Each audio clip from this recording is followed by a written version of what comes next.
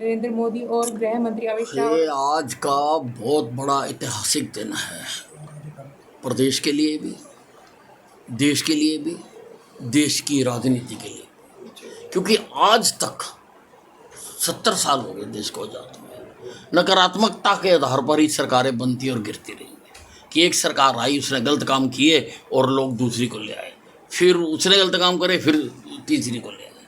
पहली बार है कि सकारात्मकता के आधार पर सरकार तीसरी बार, ये बहुत बड़ी बात है सारे देश के लिए भी और देश की राजनीति के लिए। साहब, कल मंत्रिमंडल की बैठक है, उसमें क्या नया कुछ लेके जा रहे हैं? अब जो एजेंडा आएगा उसमें देखते हैं क्या, उसमें जो आएगा एजेंडा, कुल मिला के हमारा एक ही एजेंडा है कि हमने प्रदेश के लिए, देश के लिए काम करना है और हरियाणा को भी उसी रफ्तार के साथ हमने आगे लेके जाना जिस रफ्तार के साथ नरेंद्र मोदी जी देश को विकसित भारत की ओर लेके जा रहे हैं। कहीं ना कहीं आपका भी चेहरा था मुख्यमंत्री के तौर पर, उसको किस तरह से देखते हैं? भैया, मैंने कभी नहीं कहा कि मैं मुख्यमंत्री बनना चाहता हूँ। मैंने तो एक स्पष्टीकरण दिया, मेरे कार्यकर्ताओं में एक बात फैला दी गई कि भाई अनिल विज तो बनना ही नहीं चाहता, कोई जिम्मेवारी लेना नहीं चाहता।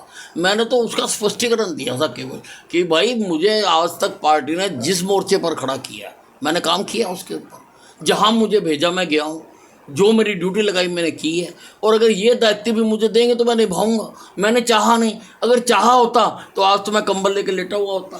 कांग्रेस कह रही है कि ईवीएम हैक हुई है, उसको किस तरह से देखते हैं? देखिए, अब हारने वाला जो फेल हो जाता है ना, वो कई प्रकार के रोने रोता है। कई बार तो कहता जी कमरे में रोशनी कम थी, कभी कहता मेरी शाही गिर गई थी, कभी कहता रास्ते में मेरी साइकिल पंक्चर हो गई थी, कभी कहता रेड लाइट आ गई।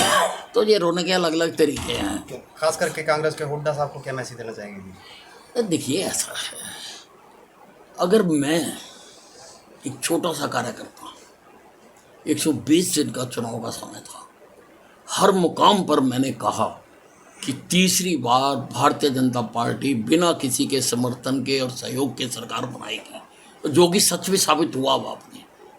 अगर मैं देख सकता हूँ तो ये क्यों नहीं देख सकते? क्योंकि ये जनता में रहते ही नहीं, हम जनता में रहते हैं, हमें जनता की नब्ज़ देखनी आती है और इनको जनता की नब्ज़ नहीं पता। और जिस डॉक्टर को जनता की नब्ज़, मरीज की नब्ज़ ना देखनी आती हो, उसको अपना क्लिनिक बंद कर देना चाहिए। सरकारी कर्मचारी खौफ लेते हैं आपसे कि गब्बर आगे काम करो, तो इस बार क्या? देखिए, ऐसा मैं अनिल विज हूँ, अनिल विज शाह, अनिल विज ही रहूँगा। अब लोग मुझे कई नामों से बुलाते हैं, लोग मुझे बाबा भी कहते हैं। अब ये नहीं, लोगों का प्यार है, लोग कुछ भी कहें, जो गलत काम करने वाले हैं उनको तो मेरे से खौफ खाना ही चाहिए।